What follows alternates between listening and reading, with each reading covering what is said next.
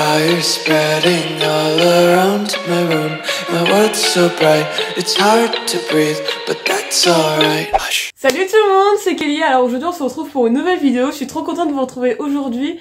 Ça fait grave longtemps que j'ai pas posté de vidéo. Je suis désolée de revenir un peu comme ça, c'est juste que je suis travaillée donc j'avais pas vraiment forcément le temps.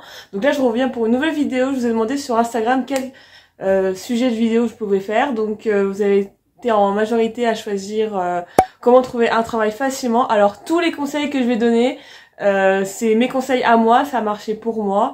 Je suis pas une professionnelle, je travaille pas du tout en RH, donc je suis pas du tout spécialisée là-dedans, mais en tout cas c'est mes astuces et mes conseils qui ont marché dans la situation, donc je prétends pas connaître tout. Pour celles qui se demandent, mes cheveux, ça vient de Caddy Coiffure, et pour mes ongles, c'est Tiffany Beauty. Voilà, je mettrai leurs infos quelque part par là, et sans plus tarder, je vous laisse pour la suite de la vidéo. Bisous! Là, je vais donner des astuces, des conseils pour vous trouver un boulot qui puisse vous plaire potentiellement. Après, si vous voulez travailler rapidement, histoire de vous faire de l'argent rapidement, etc., dans pas forcément un secteur qui vous plaît particulièrement, je vous laisse aller à ce timecode-là. Donc voilà, c'est parti. Donc je vais vous parler un petit peu de moi. Moi, je suis allée jusqu'en M1 de psychosocial, du travail et des organisations. Donc c'est-à-dire que j'ai juste fait une licence, j'ai que un bac plus 3 parce que j'ai pas terminé mon master en psycho. Ensuite, j'ai fait un service civique dans une association. Et voilà. Donc en fait après avoir fait mon service civique, je suis partie en vacances, etc. Et j'ai vraiment décidé de me mettre dans la recherche d'emploi à fond quand je suis rentrée de Portugal. D'ailleurs allez voir le vlog qui se trouve par là, donc le vlog Lisbonne. Donc je suis rentrée le 1er septembre et le premier travail que j'ai trouvé, j'ai eu la confirmation le 17 octobre. Donc j'ai mis un tout petit peu plus d'un mois et demi. Donc c'est vrai que c'est pas non plus super rapide, mais c'est vrai, en plus c'était vraiment dans un secteur qui me plaisait. Donc alors la première astuce c'est comment dire, de vraiment travailler votre CV. Faut qu'il soit qu'il donne envie, qu'il soit clair, concis, que vous mettez bien à jour vos informations professionnelles, surtout mettez bien votre mail, votre numéro de téléphone et tout. Je vais vous dire un petit peu des conseils bateaux, mais franchement le CV c'est la base. Si je peux vous conseiller un site, c'est CV Designer. Vraiment ce site il est bien parce que on peut vraiment modifier aisément. Il y a des modèles, les modèles ils sont gratuits, etc. Bon il y a certains modèles payants, mais bon moi je vous conseille de prendre ce gratuit. Et voilà donc voilà, donc un CV, je vous conseille vraiment de mettre le titre, c'est-à-dire le titre de l'emploi que vous recherchez, avec en dessous une petite phrase d'accroche. Je vous conseille de mettre une photo parce que malheureusement il y a une étude qui a été prouvée que en fait un CV avec une photo c'est plus attirant que un CV sans photo, mais en tout cas c'est à votre guise. Donc moi en tout cas moi j'ai mis ma photo. Donc voilà, donc le titre de l'emploi, la phrase d'accroche, vous mettez d'abord les compétences requises de l'emploi. Donc ça en fait les compétences ça dépend vraiment de chaque métier. Donc je vous mettrai un site là qui vous met toutes les compétences de chaque métier. Par exemple je sais pas moi je mets babysitting, bah, compétences et patience, etc., autonomie, nana. Et en fait, vraiment, les compétences, c'est propre à chaque métier. Donc, je vous mettrai quelque part par là le site enfin, vous mettez le nom du métier et avec compétences et vous trouvez les compétences. Donc, n'hésitez pas comment dire, à vous mettre en valeur dans les compétences parce que c'est vraiment important. Donc, il y a la première partie compétences, après, il y a la partie expérience professionnelle et enfin, la partie diplôme et formation. N'hésitez pas dans expérience professionnelle, même quand même les stages que vous avez fait, même si vous avez fait je sais pas si vous avez fait babysitting de temps en temps, mettez-le. En fait, il faut vraiment que ce soit pas qu'il y ait genre juste une expérience. Essayez de mettre vraiment tout ce que vous avez fait depuis le début, même si c'est pas grand-chose, même si c'était une semaine, même si c'était qu'une fois. Enfin, je vous conseille vraiment de le mettre pour que ce soit assez conséquent. Après, n'allez pas mitonner non plus, ne faites pas des choses que vous n'avez pas fait pour juste remplir des cases vides. Ensuite, dans la partie à droite, moi souvent ce que je mets la photo, ensuite mes informations, ensuite les centres d'intérêt. Donc voilà, ne mettez pas centre d'intérêt, sortir avec mes amis en boîte, vraiment pas. Enfin, centre d'intérêt ça peut être, je sais pas moi, enfin, n'inventez pas des choses, hein, je sais pas. Par exemple, si vous aimez bien écouter de la musique, vous pouvez mettre culture musicale ou des trucs comme ça, ou les musées, j'en sais rien. Moi, ce que j'ai mis lecture, géocaching, voilà, donc j'ai mis ça.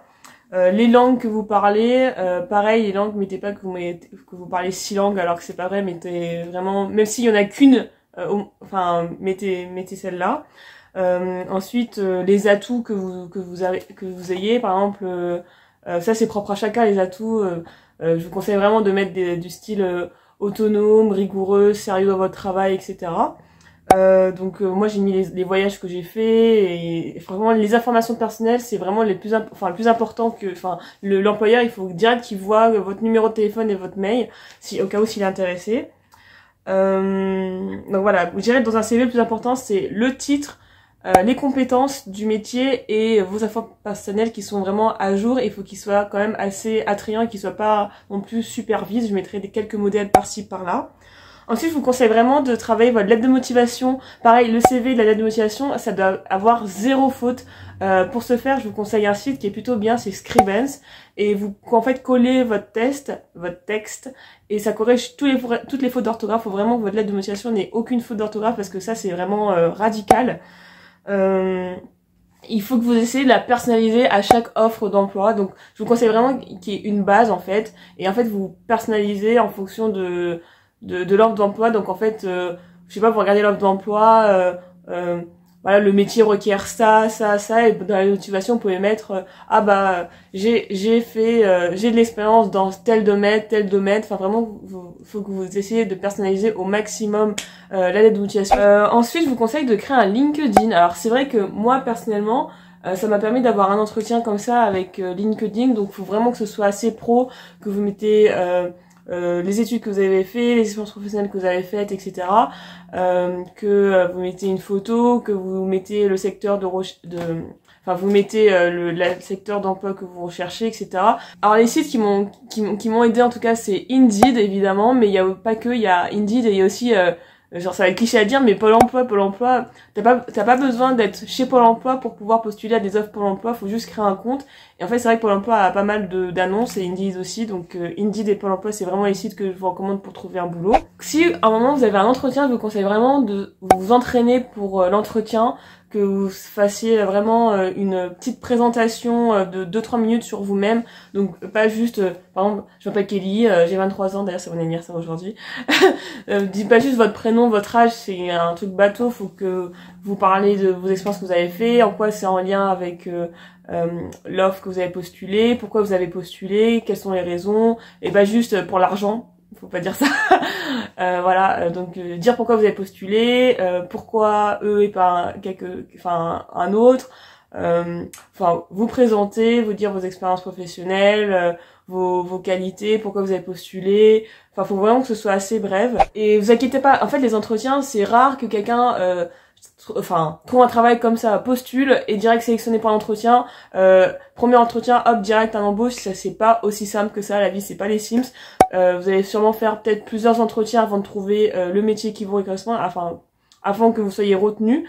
Donc c'est vrai qu'il faut être persévérant, même si c'est nul d'aller à un entretien et pas être retenu, mais bon, la vie c'est comme ça, et en même temps c'est une opportunité pour vous de faire des entretiens comme ça vous met plus à l'aise à l'oral, plus à l'aise à l'oral, ça vous met plus à l'aise face aux entretiens, et je trouve que c'est vraiment un atout d'avoir fait plusieurs entretiens et tout et puis le recruteur il va voir que vous avez l'expérience à l'oral et tout, vous êtes à l'aise, donc vous inquiétez pas, persévérer, il faut vraiment, dernière astuce, il faut que vous soyez vraiment motivé. C'est vrai que ça peut paraître, c'est pas la dernière, faut vraiment être motivé, faut pas être en mode défaitiste, un peu penaud, etc. Faut vraiment montrer qu'on a vraiment envie d'être engagé, je sais pas, faut avoir le peps, faut avoir le sourire, etc. Faut pas être recroquevillé, avoir les bras croisés, etc. Et puis attendre que ça passe. Faut vraiment être dans une posture, pas les jambes croisées, pas les bras croisés, être à l'écoute pendant les entretiens. Faut vraiment montrer votre motivation à l'employeur. Alors là, c'est une astuce pour les personnes entre 18 et 25 ans. En fait, c'est la mission locale. En fait, vous pouvez être accompagné par la mission locale par des conseillers qui peuvent vous aider à faire des ateliers, par exemple création de CV, lettre de motivation, etc. Et puis ils sont vraiment super bienveillants. Et moi, en fait, pendant le 1 mois et demi où je cherchais du travail, j'ai été accompagnée par la mission locale, notamment avec le CEJ, donc contrat d'engagement jeune. En fait, c'est un dispositif d'accompagnement pour les jeunes à la recherche d'emploi. En fait, vous participez à des ateliers, notamment création de CV, création d'aide d'automation, découverte de soi, par exemple, dans quel secteur je me vois, etc. Vraiment, c'était super sympa. théoriquement c'est 15 heures par semaine, mais je vous assure que ça prend pas autant de temps parce que les 3 premières semaines, c'est vrai que vous êtes à fond en collectif, etc. Mais après, les 3 semaines, vous êtes en autonomie, donc c'est beaucoup moins que 15 heures par semaine. Juste, ils vont vous demander de participer à des ateliers, style découverte de métier, etc. Enfin, je trouve que c'est pas du tout aussi prenant, c'est vraiment complémentaire de votre recherche d'emploi. Et en plus, c'est payé 520 € tous les mois. Et je sais qu'à Lyon, t'avais les transports gratuits. Donc, c'est toujours de l'argent en plus, c'est toujours des économies en plus. Et je trouve que c'est bien parce que on est vraiment pas laissé à nous-mêmes derrière notre écran à la maison en train de travailler absolument. Et en fait, ça te permet vraiment de t'accompagner et de voir qu'il n'y a pas que t'es pas la seule la seule personne à être dans cette situation-là. Et je trouvais que l'ambiance était super sympa. Oui, il faut être patient. Alors c'est vrai que moi j'ai mis plus d'1 mois et demi à trouver, mais si vous voulez, il y a d'autres personnes qui mettent plus longtemps dans vraiment quand c'est des secteurs où ils mettent voire 1, 2, voire 3 mois avant de trouver un métier qui leur correspond parce que tout ça parce qu'ils sont un petit peu ils cherchent un métier où il n'y a pas beaucoup de débouchés. Et c'est vrai qu'il faut être patient, faut prendre sur soi, même s'il y en a, ils arrivent à trouver au bout de une semaine, même si c'est super rare. Je vous conseille aussi, mon dernier conseil, c'est de garder des bonnes relations avec les endroits où vous avez travaillé, même si vous avez fait qu'un stage, etc. Faut vraiment que vous soyez impliqués et sérieux, même si c'est un truc qui vous a pas forcément plu, parce que on sait jamais, parce que si vraiment vous montrez que vous êtes dévoué et motivé, peut-être et que vous avez fait un stage, en fait, les personnes vont garder une bonne expérience de vous, donc déjà ils vont vous ajouter sur LinkedIn, et puis on sait jamais s'il y a un poste qui se libère, peut-être ils peuvent vous appeler, donc vraiment garder des bonnes relations là où vous avez fait des expériences professionnelles, même si c'est juste pour un stage ou si c'est pour un truc vous avez travaillé au McDo, faut vraiment avoir des bonnes relations avec les personnes où vous avez travaillé avant, ça peut toujours servir. Pour les personnes qui veulent absolument trouver un travail facilement, il y a des secteurs qui recrutent beaucoup plus facilement que d'autres, où il y a beaucoup plus de demandes. Alors la logistique, par exemple tout ce qui est cariste, faire du magasinage, etc. Je sais que ils recrutent énormément, ils prennent un peu tout le monde dans le sens où faut pas être, pas besoin de diplôme, même pas besoin d'avoir le brevet, etc. Enfin, c'est vraiment un secteur qui recrute énormément. Je sais parce que mon compa travaille là-dedans et que vraiment il a jamais eu aucun souci pour être pris quoi que ce soit. Et puis même les personnes vraiment, le secteur de la logistique, c'est vraiment un secteur qui recrute énormément. En fait, souvent, le secteur de la logistique, souvent, c'est à l'extérieur de la ville, faut avoir le permis parce que c'est dans des grands locaux, des entreprises. Donc, c'est vrai que c'est intéressant qu'on a le permis. Et je sais que pour y aller en transport en commun, c'est galère parce que c'est vraiment en dehors de la ville. Donc, vraiment, le secteur de la logistique, il recrute énormément. Par contre, il faut juste avoir le permis parce que souvent, c'est en dehors des villes. Ensuite, dans tout ce qui est restauration, serveuse, etc., je sais qu'ils recrutent énormément, ils sont vraiment en pénurie parce que souvent c'est des étudiants qui font ça à temps partiel ou quoi. Enfin, je sais que la restauration, vraiment, ils recrutent énormément dans tout ce qui est bar, bistrot, restaurant. Je sais qu'ils recrutent, qu'ils sont en galère. Ensuite, il y a tout ce qui est animation, je sais qu'ils recrutent. Et aussi, surtout, je dirais le secteur de l'aide à domicile à la personne, donc soit pour faire le ménage, ou alors pour, vous savez, l'aide à la personne pour les personnes âgées, faire leur toilette, les aider à faire les courses, etc. Enfin, je sais que ils recrutent énormément. Et il n'y a même pas besoin d'être diplômé, infirmier, ou... C'est vrai que si vous êtes diplômé, vous allez mieux être payé que ceux qui ne sont pas diplômés, mais bon, vous pouvez quand même travailler dans ces... zones-là sans avoir le diplôme parce qu'ils sont vraiment en galère de personnes. Du coup, je me suis rendu compte que j'avais oublié plein de trucs à dire. Première chose, voilà, quand je disais qu'il fallait vraiment s'appliquer sur son CV, sa lettre de motivation, en fait, faut pas, à moins que vous ayez vraiment un secteur qui est vraiment, vous recherchez vraiment un métier qui est vraiment recrute, vaut mieux postuler à peu d'offres, mais que le CV soit bien travaillé, la lettre de motivation également, plutôt que d'envoyer 50 CV par jour pendant une semaine et que c'est toujours les mêmes CV, toujours la lettre de motivation, parce que l'employeur il va voir que c'est un CV ou une lettre de motivation que vous envoyez à tout le monde, donc vraiment que vous appliquez, etc.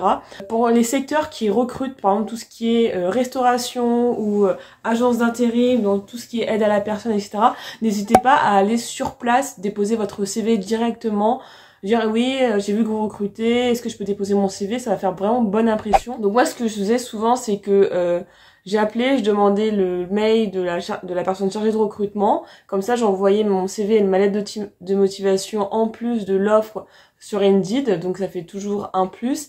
J'attendais quelques jours et après je rappelais pour voir s'il m'avait pas répondu, et souvent t'as la réponse directement, si ce n'est que c'est négatif, mais au moins tu sais directement la réponse. Donc il y a ça. Donc quand vous postulez, faites bien attention à votre CV, vos lettres de motivation sur Indeed, et essayez d'appeler et avoir le mail de la personne chargée de recrutement directement, ça ils aiment bien. Et surtout de les rappeler, de les relancer quelques jours après avoir envoyé cela, parce qu'il n'y a pas beaucoup de personnes qui relancent au téléphone après pour montrer qu'ils sont motivés. Donc vraiment de relancer et puis vraiment persévérer, être patient. Et quand pour vous préparer un entretien, n'allez pas avec un jean troué, en mode jogging, survêt Lacoste, etc. Non, jean simple, essayez, si vous avez un costume, de le mettre. Après, ça dépend vraiment des branches, parce que si c'est un truc de restauration, vous n'allez pas vous mettre en costard, enfin ça me semble logique. En tout cas, n'hésitez pas à me demander sur Instagram d'autres astuces pour trouver un emploi si j'ai oublié des choses. Comment dire, enfin vraiment tout ce que j'ai dit, faut pas le prendre...